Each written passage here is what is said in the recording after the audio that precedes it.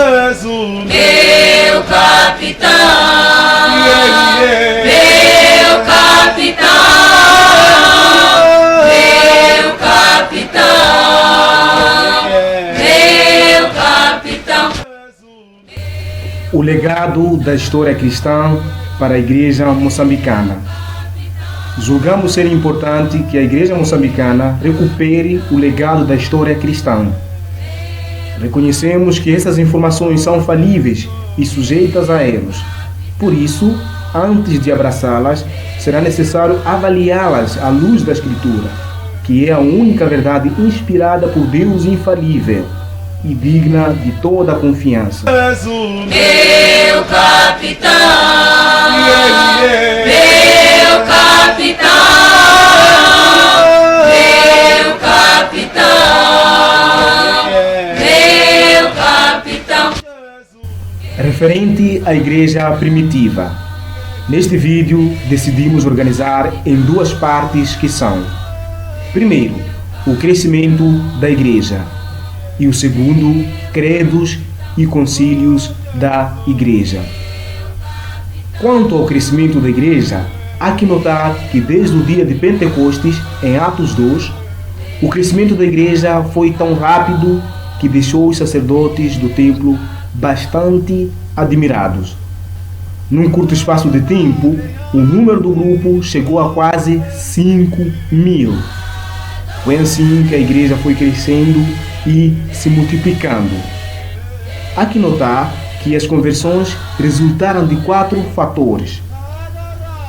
O primeiro fator foi a pregação do evangelho puro e simples. Pedro e os demais discípulos não usaram outras artimanhas para conquistar a popularidade no seu ministério. Antes, pelo contrário, eles confrontaram as pessoas mediante a pregação da palavra de Deus na sua simplicidade. E em Atos 3:19, Pedro deixa claro aos israelitas, assim como os demais povos, deveriam se arrepender e crerem em Jesus Cristo para os seus pecados serem cancelados. A igreja atual, em particular moçambicana, precisa experimentar uma genuína conversão. E para tal, será necessário que a palavra de Deus, que é o poder para a salvação, seja anunciada. O fato da igreja primitiva progredir com a pregação do Evangelho não significa que quando nós anunciamos o Evangelho vamos atrair muitas pessoas. Mas temos que nos preocupar com a qualidade, não simplesmente com a quantidade. Porque esconder a palavra de Deus é permitir com que as nossas congregações esteja recheada com pessoas carnais que não têm nada a ver como acontece no meio evangélico atual. Então temos que imitar os apóstolos, sim, anunciando o evangelho do reino de Deus.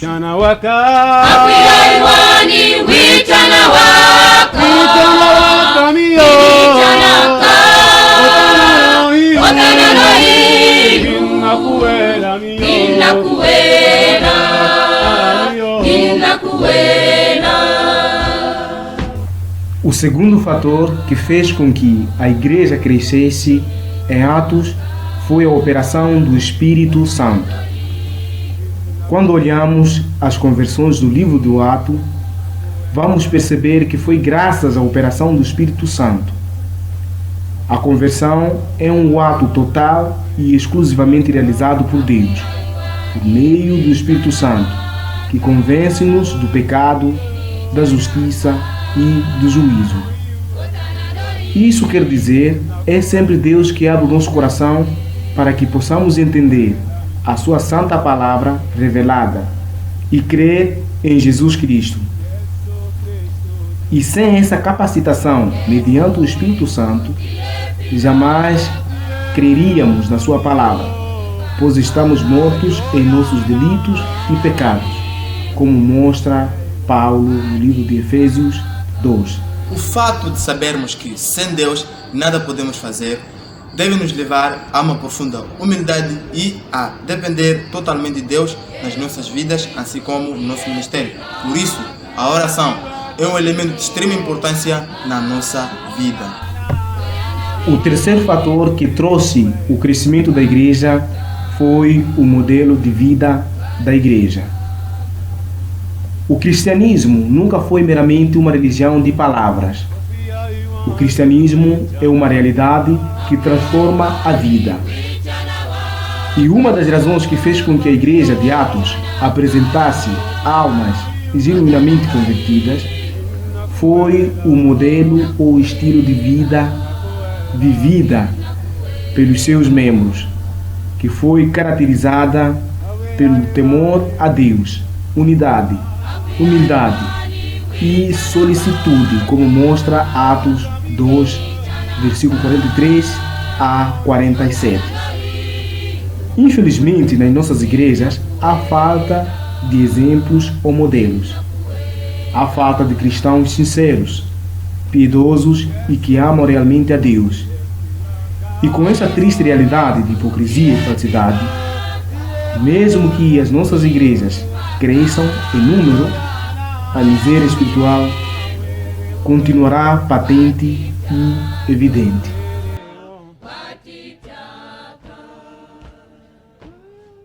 O quarto fator e último foram as perseguições.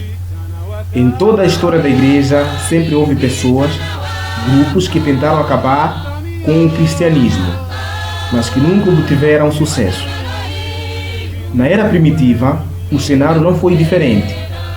Tanto os judeus, assim como imperadores romanos como Nero, Trajano, Adriano, Marco Aurélio, Diocleciano, entre outros, que terminou na era de Constantino, tentaram acabar com o cristianismo. Mas esse ato fez com que o cristianismo progredisse ainda mais. É importante notar que a perseguição trouxe pureza e seriedade da igreja. Confessar Cristo implicava estar disposto a sofrer e morrer de uma forma dolorosa. Mas os cristãos verdadeiros, em situações piores, viveram uma vida santa e de temor a Deus, mesmo desprovido de conforto e luxo. Spurgeon dizia: a água fria da perseguição muitas vezes é jogada no rosto da igreja para que ela volte a si mesma depois do desmaio devido à indolência e orgulho. E como nós sabemos pela história da igreja, a igreja primitiva passou por uma grande perseguição nos primeiros séculos.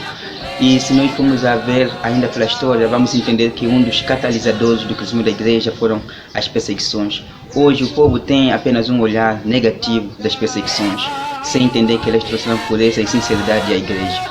Vamos entrar na última parte do nosso vídeo, que é de credos e concílios. Dentro e fora da igreja, sempre houve hereges que tentaram mudar as verdades do cristianismo. Inclusive na era primitiva, houve declarações contrárias às escrituras, como o gnosticismo, montanismo, entre outras seitas. E à medida que essas heresias ganhavam espaço, também a igreja se levantava para defender as bases cristãs. Por isso houve principais concílios como o de Niceia, Constantinopla, Éfeso, Calcedônia, entre outros, onde se defende a pessoa de Jesus Cristo, Espírito Santo, o cânon, a doutrina da soberania de Deus e a rejeição de ideias antibíblicas, como Maria como mãe de Deus. Os pais da igreja não ficaram indiferentes face a heresias que ameaçavam a igreja. Eles se levantaram e defenderam a verdade a todo custo. A igreja atual precisa imitar essa atitude.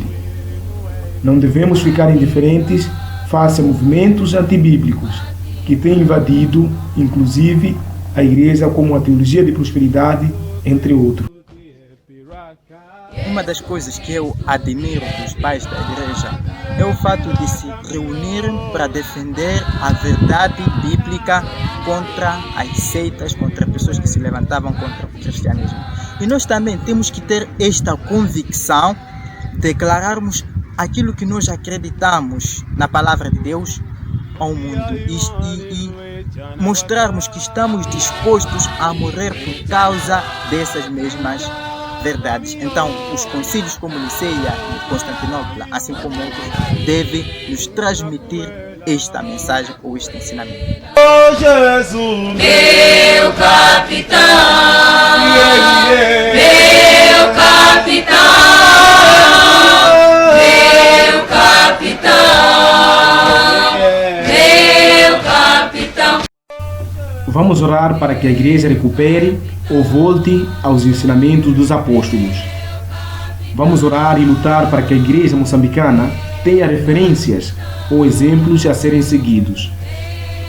O mundo não deve continuar a acreditar que o cristianismo é mais uma religião que não cria nenhuma transformação.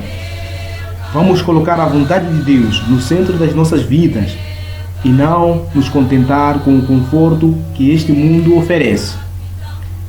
Vamos defender a verdade de Deus neste mundo relativista.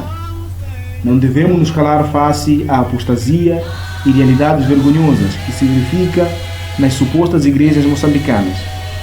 Que Deus nos ilumine nessa missão. Amém.